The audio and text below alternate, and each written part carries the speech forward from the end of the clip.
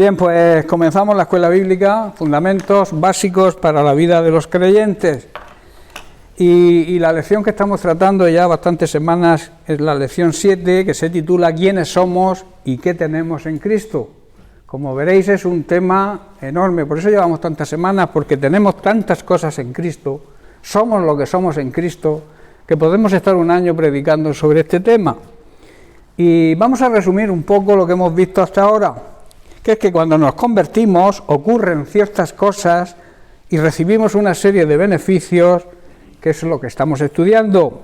El primero es que recibimos una nueva vida. Cuando aceptamos a Cristo como Señor y Salvador, somos una nueva creación en Cristo, dice Pablo. También que entramos en una nueva relación con Dios, pasamos de ser creación de Dios, que Dios la ama, a ser adoptados por Dios, a ser sus hijos. También que hemos sido librados sobre todo del pecado y de sus consecuencias, y también del resto de ataduras. Todos traíamos del mundo, del sistema mundano, ataduras, vicios, tabaquismo, alcoholismo, quizá drogas, pornografía, pero todo eso en Cristo es desatado. Se desatan todas esas ataduras, hemos sido liberados de todas esas ataduras. El siguiente tema, que es en el que estamos inversos, es que somos apartados del mundo. En el momento en que nos convertimos en iglesia. Y esa iglesia, la palabra iglesia significa sacados aparte. O sea, hemos sido sacados del mundo con el fin y el propósito de anunciar el evangelio de salvación a aquellos que no lo conocen todavía. Y esto trae unas consecuencias.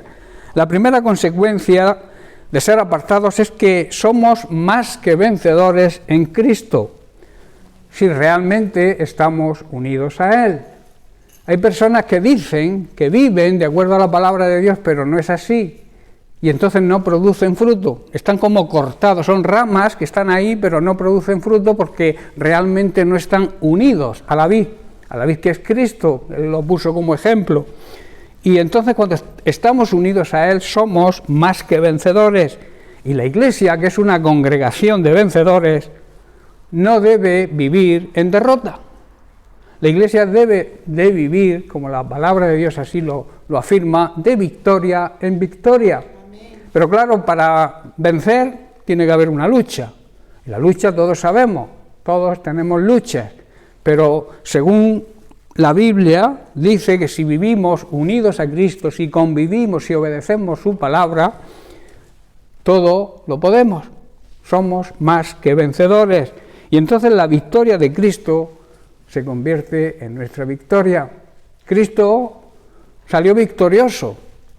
El diablo quería matarlo. Lo consiguió porque así estaba escrito, debía morir para el perdón de nuestros pecados. La paga del pecado es muerte. Y sabéis que Él ocupó nuestro lugar, tenía que morir para que la salvación pudiera llegarnos a nosotros. Pero la muerte no lo pudo retener. El diablo creía que lo había vencido, pero resucitó al tercer día. O sea, esa es la victoria sobre Satanás, y esa victoria es nuestra, porque nosotros cuando nos convertimos, que estábamos muertos en nuestros pecados y en nuestros delitos, Él nos resucitó. Nos dio vida en aquello que estaba muerto, que es el Espíritu. Otra de las consecuencias es que el amor de Dios es inseparable. Nada ni nadie nos puede separar del amor de Dios, incluso nosotros mismos. Si no queremos que nos ame, lo despreciamos, no va a impedir que Dios siga amándonos. ¿Estoy comprendiendo? Porque el amor de Dios es eterno, es ilimitado y tampoco exige nada. Simplemente que nosotros no disfrutamos de su amor, no disfrutamos de su salvación si no nos arrepentimos. Pero el amor de Dios está ahí, disponible para todos. La siguiente consecuencia es que hemos sido, que vivimos por fe en el Hijo de Dios. Esto significa creer en Jesucristo y en su obra redentora. Él pagó el precio, como dije antes, por nuestros pecados. También hablamos de que la fe necesita confesarla y aplicarla a nuestra vida.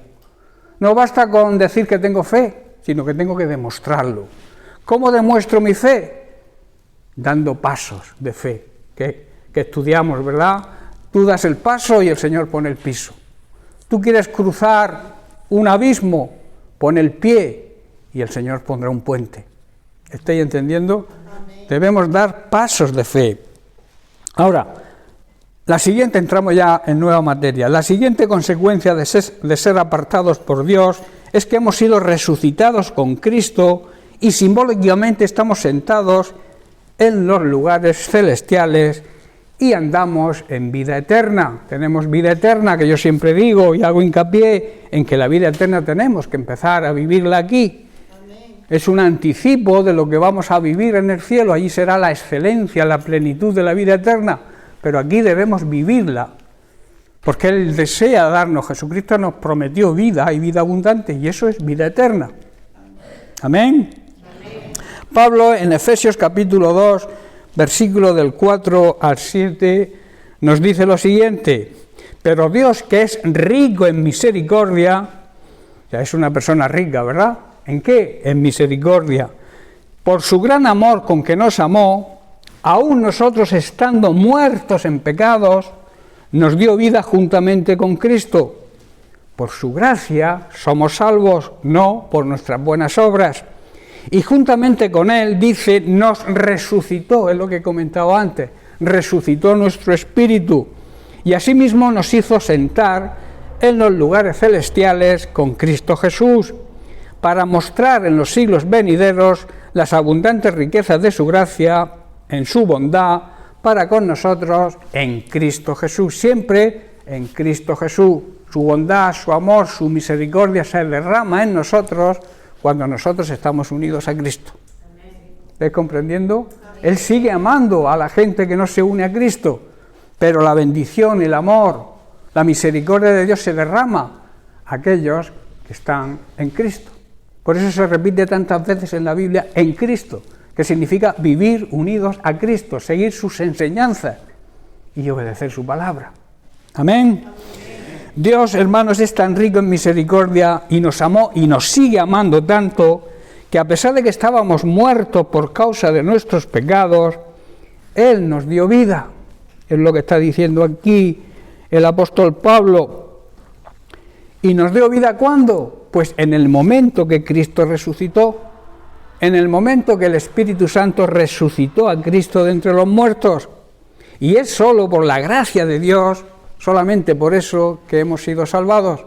Pero esa salvación se hace efectiva mediante nuestro arrepentimiento. Cuando nosotros nos arrepentimos y lo hacemos de una forma genuina, no para conseguir algo y de una forma aparente, sino real, de lo más profundo del ser, tú te arrepientes, entonces Dios te regala la salvación. El sacrificio de Cristo se hace efectivo en nosotros cuando recibimos el perdón de Dios. Y ahí es donde empezamos a vivir la paz interior, la paz que nos trae el sentirnos perdonados por Dios. Esa es la verdadera paz.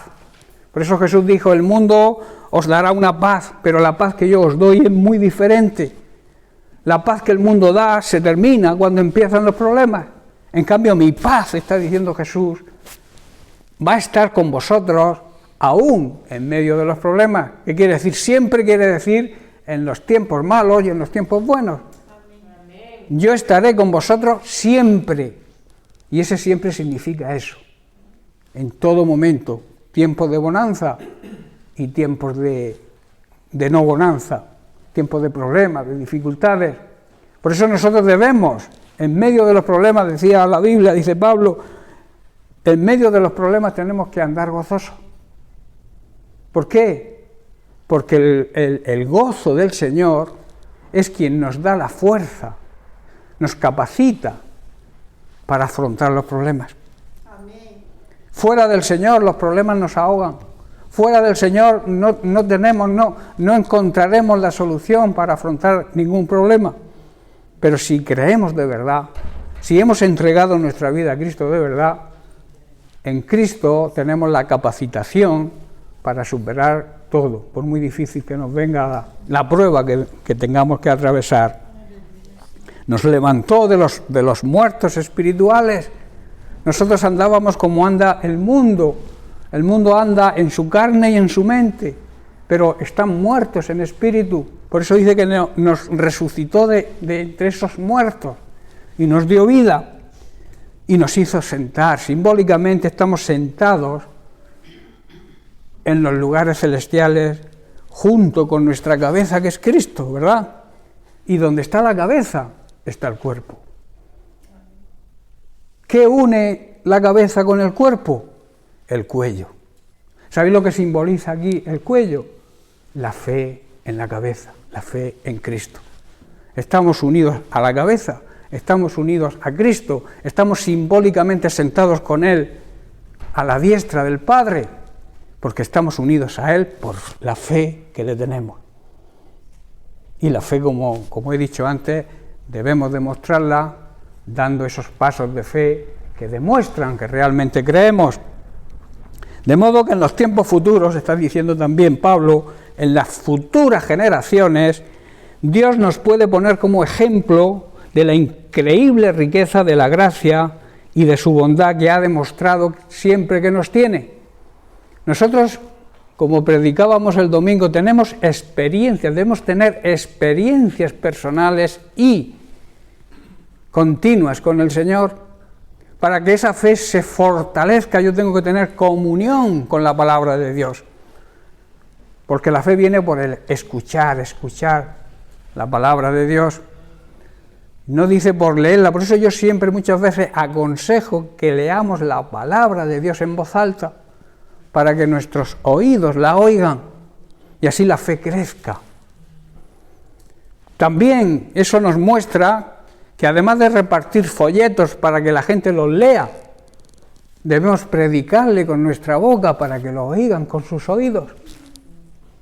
Porque muchos leen, pero no entienden. Al etíope en el desierto tuvo que enviarle Jesús a Felipe, que estaba muy tranquilico en su cama. Se le apareció un ángel y le dijo: despierta y vete al desierto. Felipe podía haber dicho: Señor, ¿a qué voy yo a estas horas al desierto si en el desierto no hay nadie? Hermanos, en el desierto hay mucha gente.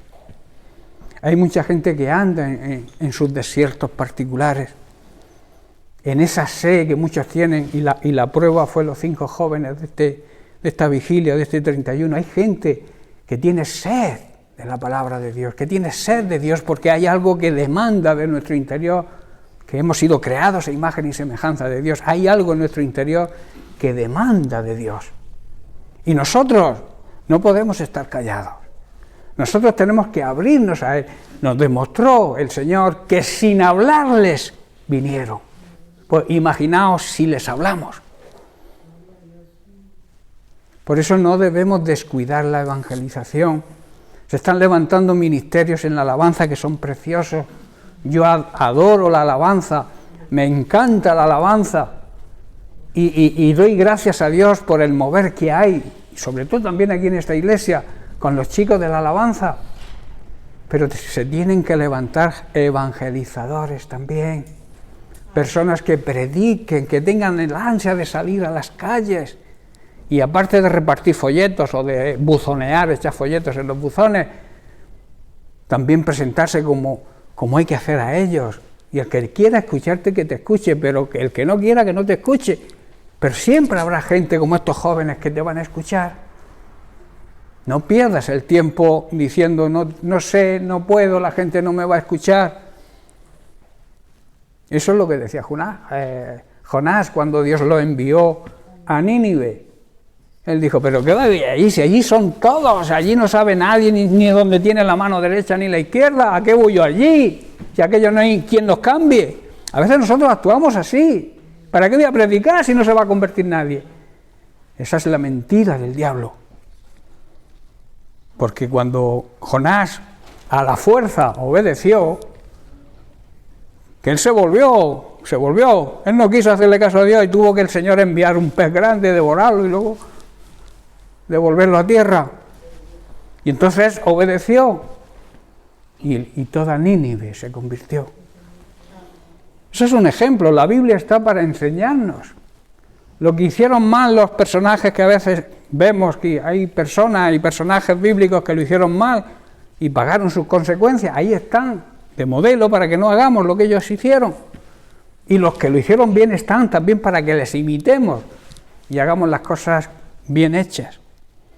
¿Estáis entendiendo? Y así el Señor, dice Pablo, que nos podrá poner como ejemplo para las generaciones futuras.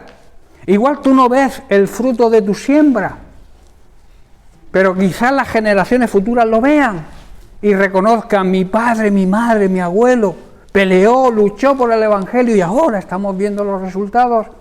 Por eso no debemos dejar de sembrar. Y la cosecha, si la ves, bien, gloria a Dios, pero si no la ves, otros la verán. Pero no dejes de sembrar. Por eso dice que seremos como ejemplo, podrá ponernos como ejemplo de la riqueza de su gracia, de su bondad, que ha demostrado, que la demostró y la sigue demostrando cada día. La demostró en su día, enviando a su Hijo Jesucristo a la cruz. Ahí demostró, esa es la demostración del amor de Dios hacia la humanidad. Pero cada día sigue demostrando ese amor con nosotros. Él nos cuida, nos protege, nos sana, nos provee de nuestras necesidades físicas y espirituales. Lo tenemos todo en Dios. Pero a veces lamentamos o nos quejamos de lo que no tenemos y no valoramos lo que tenemos. Valora lo que tienes y Dios te dará más si sigues valorando.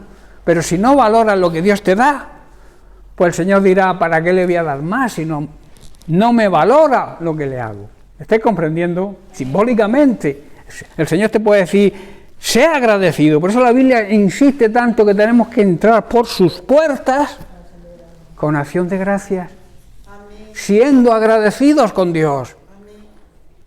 A mí me hace mucha gracia así cuando la gente tiene un problema: pastor, ore por este problema, se ora por el problema, Dios resuelve ese problema y no es capaz de decir: voy a dar testimonio de por lo que se oró, el Señor ha hecho la obra. La Biblia nos llama a ser agradecidos, debemos ser agradecidos, hermanos. Debemos ser agradecidos entre nosotros cuando alguien nos ayuda o nos da un buen consejo. Eso también significa ser agradecidos con Dios, porque somos agradecidos con el cuerpo de Cristo.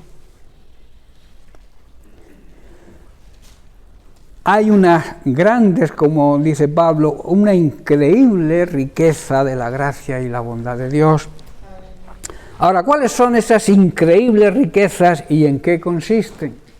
Porque a veces hablamos de riquezas y pensamos en la cosa material, en el dinero, las posesiones, los buenos carros, buenos chalés, buenas casas, buena cuenta bancaria. A veces cuando se nombra riqueza en la Biblia, muchos, quizá influenciados por los falsos predicadores de la falsa prosperidad. Pero las verdaderas riquezas son espirituales. Y lo vamos a estudiar. Aunque Dios cubre nuestras necesidades materiales, Él las cubre cuando tú te ocupas de su reino. La verdadera riqueza y la bendición de Dios es prioritariamente espiritual. Se recibe en lo más profundo de nuestro ser, en nuestro interior, en lo que realmente somos. Un ejemplo es la paz interior que sienten los verdaderos creyentes y discípulos de Cristo, aún en medio de los problemas. Todos atravesamos problemas. Unos más. Tú podrás pensar que tu problema es, claro, piensas que es el más grande, pero siempre hay problemas más grandes que el tuyo, seguro. Pero Dios nos capacita, si somos verdaderos creyentes y priorizamos el estar en intimidad con Dios, en buscar su rostro, que significa hablar con Él cara a cara, como habla un padre con un hijo. Él nos quiere bendecir, pero a veces no nos puede bendecir porque nosotros no le buscamos. No buscamos su ayuda hasta que nos vienen las cosas malas, pero tenemos que estar en continua comunión con Él, repito, aún en los tiempos de bonanza. Esa paz interior que reciben los verdaderos creyentes y discípulos de Cristo es una bendición. Esa es parte de la bendición de Dios, la paz interna, la paz en nuestro interior, en nuestro espíritu. Y eso nos es permitido por la gracia de Dios. Dios, gracia significa don, regalo. Dios nos regala esa bendición, pero nosotros tenemos que buscarla. Tenemos que tener intimidad, comunión. Y no comunión espontánea de uvas a peras, como se suele decir, sino diaria. Si tú te alimentas físicamente cada día, y algunos comen 3 o 4 veces, también debes alimentar tu espíritu cada día, para que tu espíritu esté fortalecido. El Señor nos promete en su palabra que cuando nos ocupamos de la extensión de su reino, Él cubre nuestra necesidad. Y esto no logramos aprenderlo. Aunque llevamos tiempo en el Señor, seguimos ofuscados en que tenemos que luchar primero por nuestra comida, nuestro trabajo, nuestros bienes materiales. Y no nos damos cuenta que la ecuación es al revés, que tenemos que priorizar las cosas de Dios por delante de las nuestras, y entonces Él se ocupa de nuestra necesidad. Lo hacemos al revés. Si voy a la iglesia, si oro, es cuando tengo tiempo, y si no tengo tiempo lo dejo para el siguiente día, y cada día pasa lo mismo, lo vamos dejando, perdemos la comunión con Dios, y no vivimos en la paz de Dios. Vivimos en la supuesta paz que nos trae el dinero, pero el dinero no trae la felicidad ni trae la paz a nadie. De hecho, hay personas súper ricas que viven amargados, porque lo que realmente llena es la bendición espiritual. La bendición que Dios quiere darnos cada día.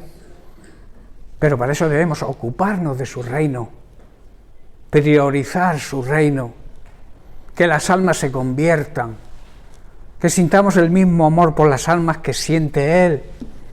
Mirad cómo sintió Él el amor por la humanidad, que tuvo que enviar a su Hijo, a lo que más amaba, a la muerte. Y a la muerte por aquellos que éramos sus enemigos. Porque todo el que vive en pecado, todo el que vive muerto espiritualmente, es un enemigo de Dios.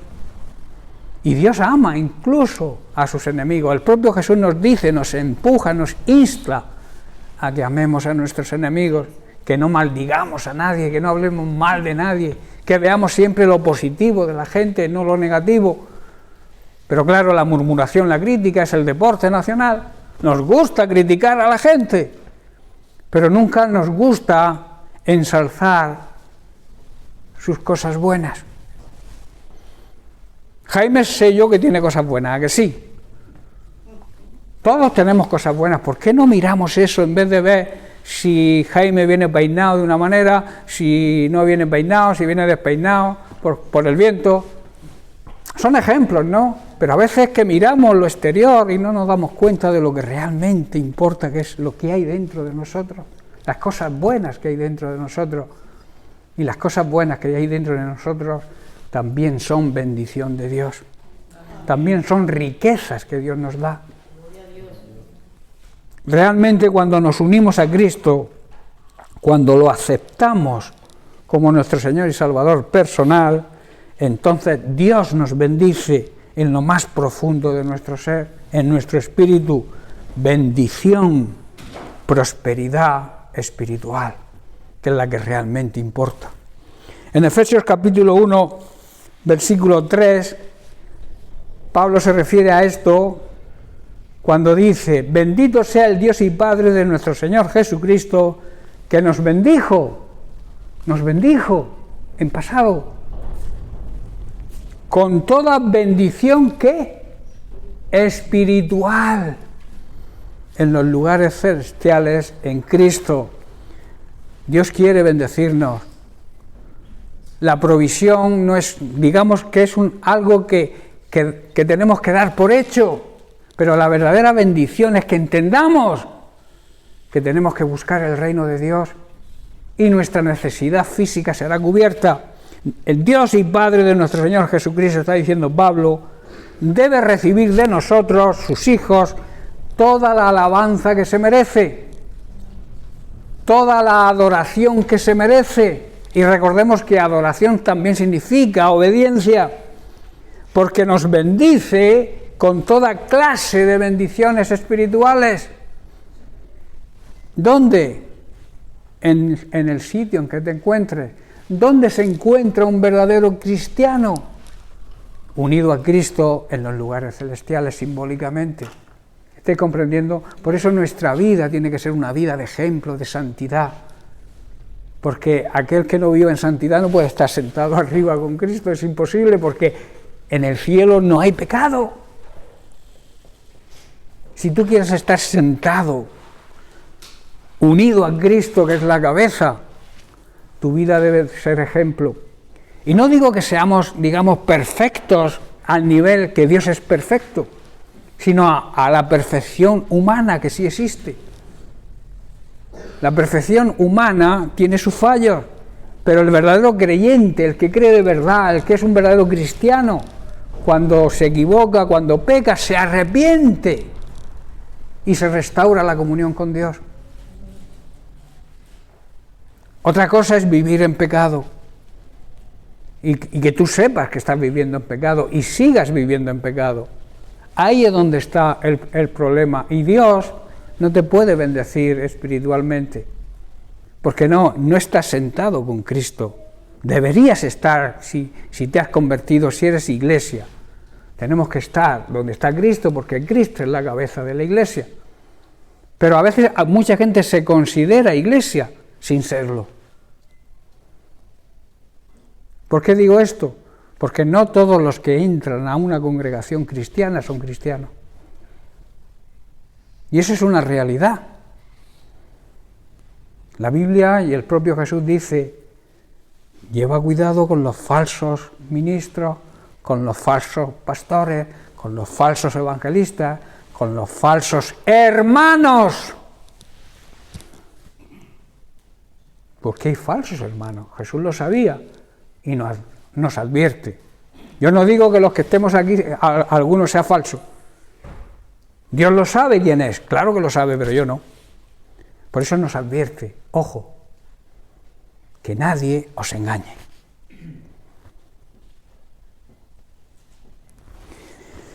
Hay una gran equivocación en muchos cristianos, quizá, como he dicho, influenciados por los predicadores de la falsa prosperidad, la cual la basan en recibir bendiciones físicas y materiales, y que conducen, al no ser así, porque eso es una falacia, es una gran mentira, a muchos lo llevan a la frustración. Es que me habían dicho, pero no se cumple nada de lo que me habían dicho, me han sacado el dinero y sigo peor que estaba. A Dios no se le puede comprar con dinero, hermanos. Por mucho dinero que tengas, Dios quiere tu corazón, no tu dinero. Pero cuando tú entregas tu corazón de verdad a Cristo, al Evangelio, tú eres una persona generosa. Porque los sacrificios que le agradan a Dios es precisamente eso, la ayuda mutua. Ayudar a los demás. Y a veces somos tan egoístas que no ayudamos a nadie. Ni siquiera oramos por los hermanos. Debemos dedicar un tiempo, como familia que somos, diario, yo lo hago, diario, a orar por todos los hermanos de la congregación. Y Dios te va mostrando, cuando vas nombrando, Dios a veces párate en este. El Espíritu Santo te dice: ora especialmente por esta persona. Y entonces yo oro por esa persona especialmente. Porque el Señor muestra, igual no te muestra el problema, pero al decírtelo el Espíritu Santo te está diciendo que esa persona tiene un problema y que ores por él. Por eso debemos seguir la voz del Espíritu Santo. Como dijo Cristian el otro día cuando iba con el coche y había un señor sentado, musulmán, así en una acera, y le dijo el Señor: para el vehículo.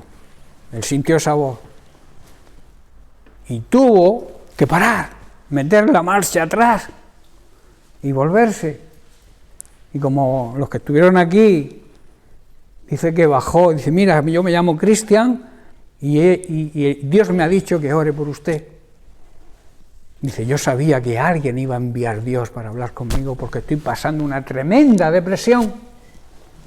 Por eso debemos, cuando el Espíritu Santo nos hable, no debemos dejar pasar esa oportunidad, porque igual esa persona a otro día se ha suicidado. Y Dios te lo ha mostrado de alguna manera, no te ha dicho que se va a suicidar, pero te ha dicho, ora por él. ¿Estás comprendiendo, hermano? Amén. Dios quiere bendecirnos y que bendigamos a los demás. Hemos sido bendecidos para bendecir. Amén. No te quedes solo con la bendición para ti. Transmítela a los demás. Da tu testimonio. Muestra el amor de Dios hacia los demás, bríndale tu amistad, bríndale tu ayuda, en la manera que puedas, claro.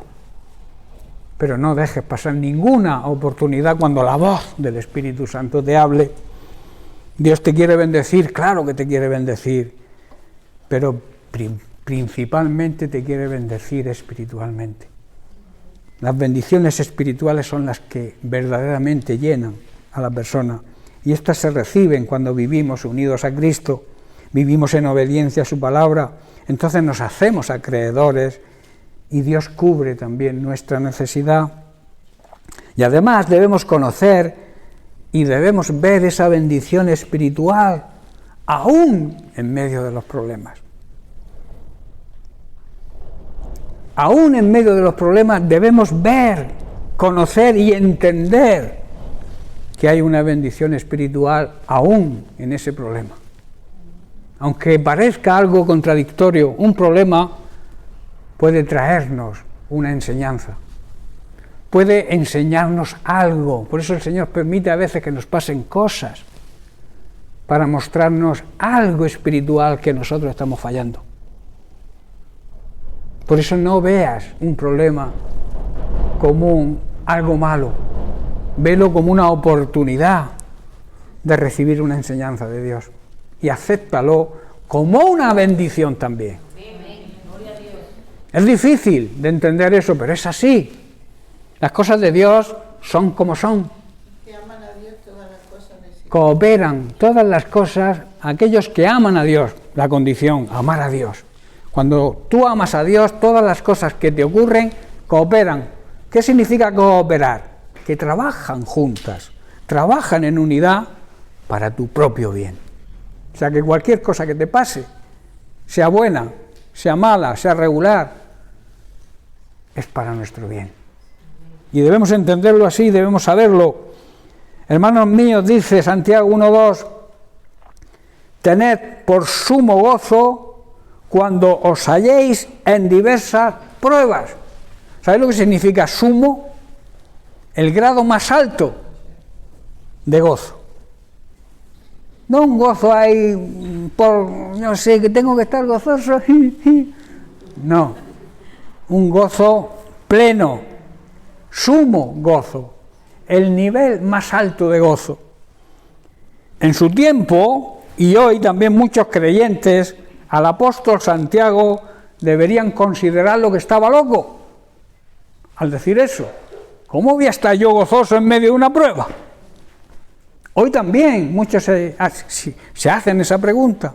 ¿Cómo es posible que yo en medio de un problema, y un problema serio, yo esté gozoso? Aquí lo que está diciendo el apóstol Santiago es lo siguiente: alegraos profundamente, o sea, alegraos en vuestro espíritu, en lo más profundo de vuestro ser, cuando os sintáis cercados por toda clase de dificultades. Esto es señal de que vuestra fe, al pasar por el crisol de la prueba, está dando frutos de paciencia y de perseverancia.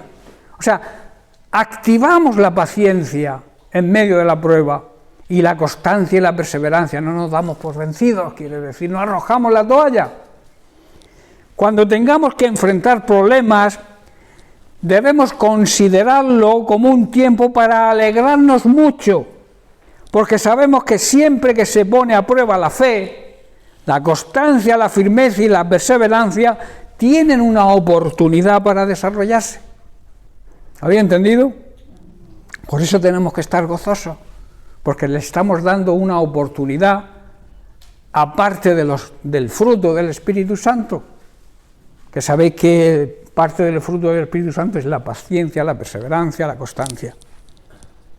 Y eso está dentro de nosotros, porque el Espíritu Santo mora en nosotros y debemos tener ese fruto, esa parte del fruto, esas características del fruto del Espíritu, que es la paciencia, la perseverancia y la constancia.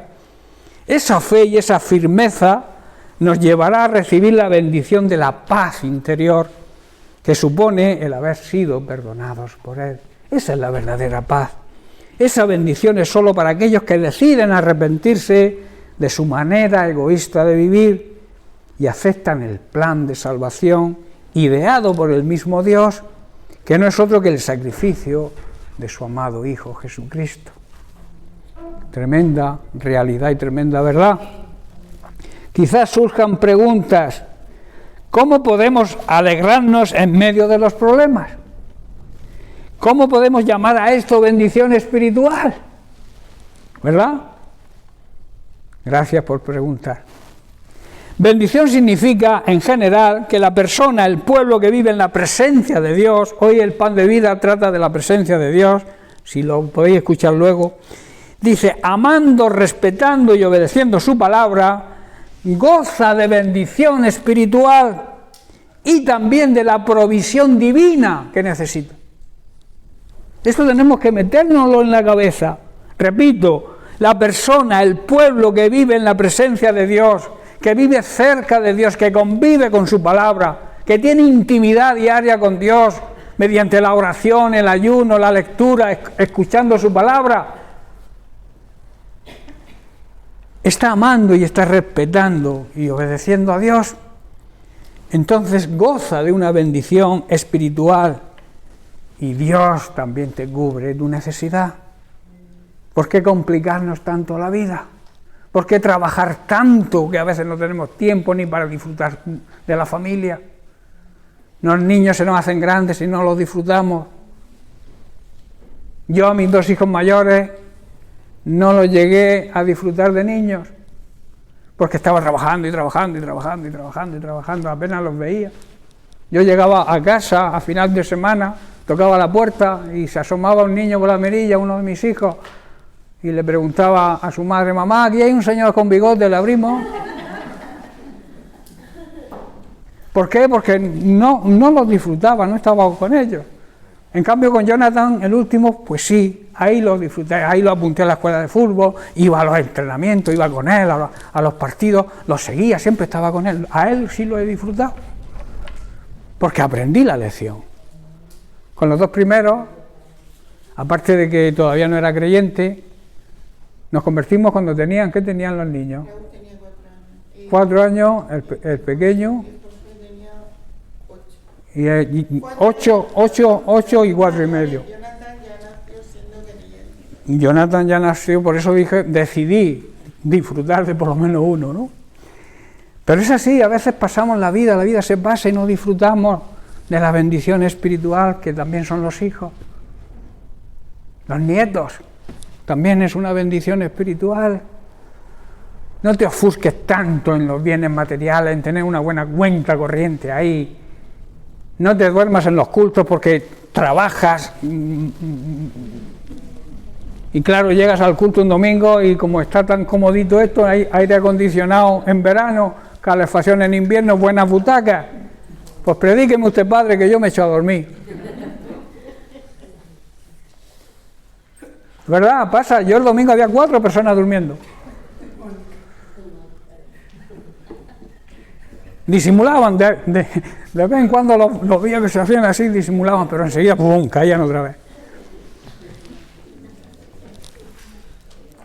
En Proverbios capítulo 5, capítulo 3, versículo 5, el sabio Salomón declara: fíate del Señor de todo tu corazón y no te apoyes en tu propia prudencia. Debemos confiar plenamente en el Señor.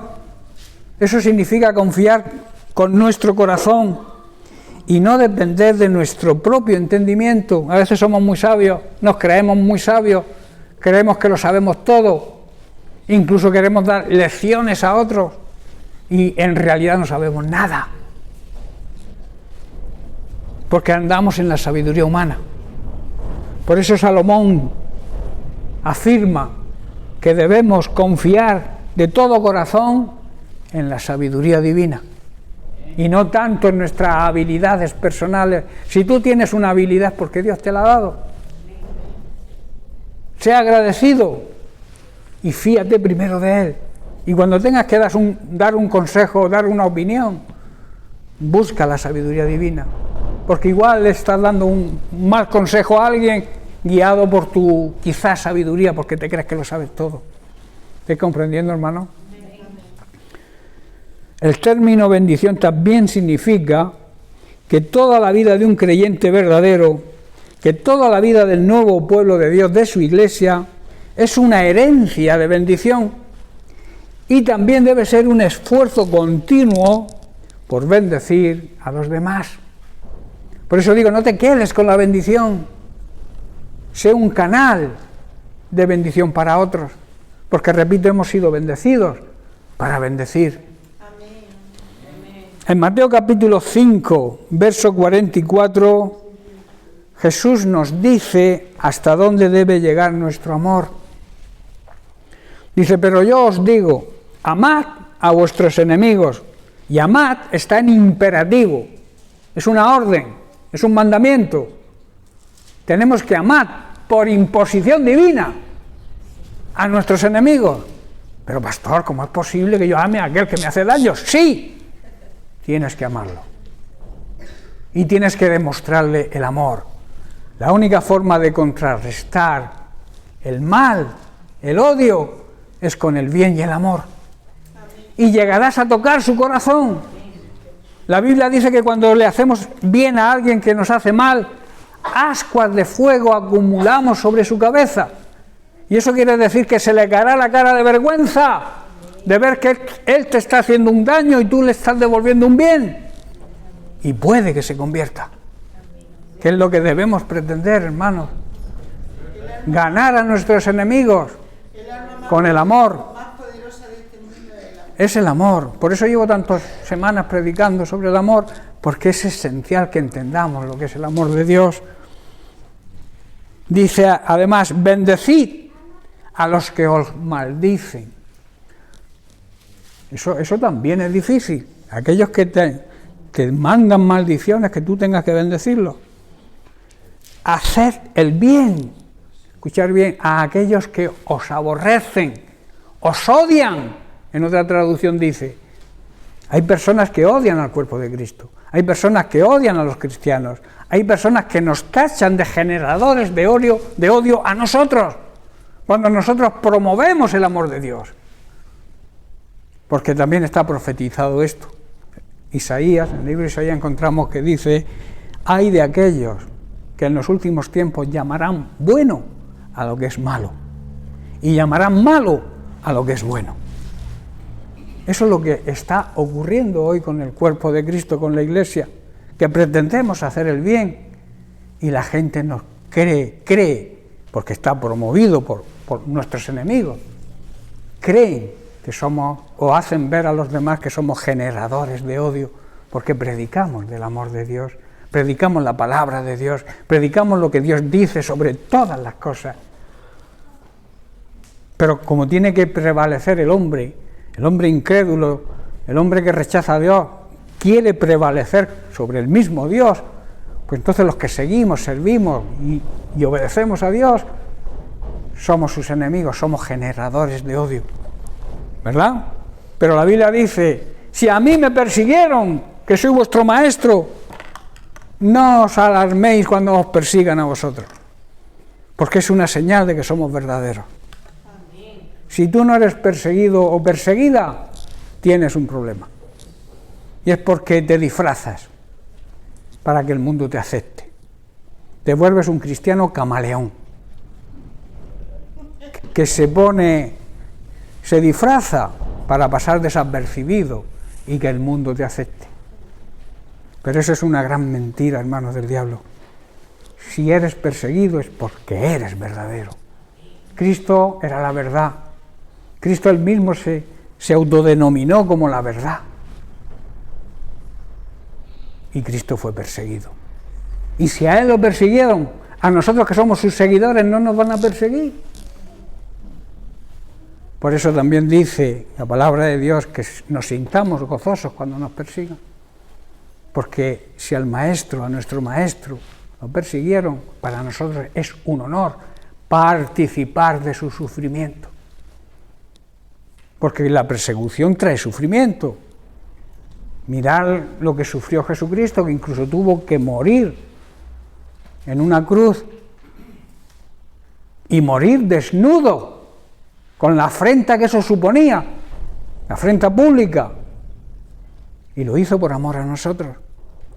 Y nosotros cuando alguien nos dice algo ya nos escondemos con miedo. Sé valiente.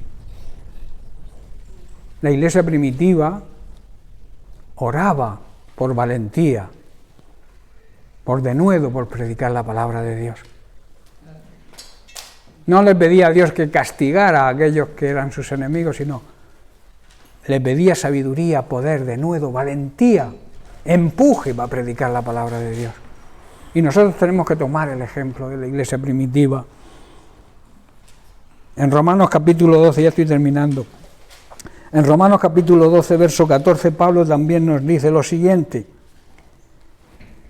bendecid a los que os persiguen. Dice lo mismo que Jesús. Bendecid a los que os persiguen. Bendecid, no maldigáis. Podemos maldecir, eso sí, los malos hechos, lo que ellos hacen, las actitudes, los hechos, las obras que ellos hacen, podemos maldecirlas, pero nunca podemos maldecir a las personas. Está prohibido. Tú no puedes maldecir a ninguna persona porque todas las personas están hechas a imagen y semejanza de Dios.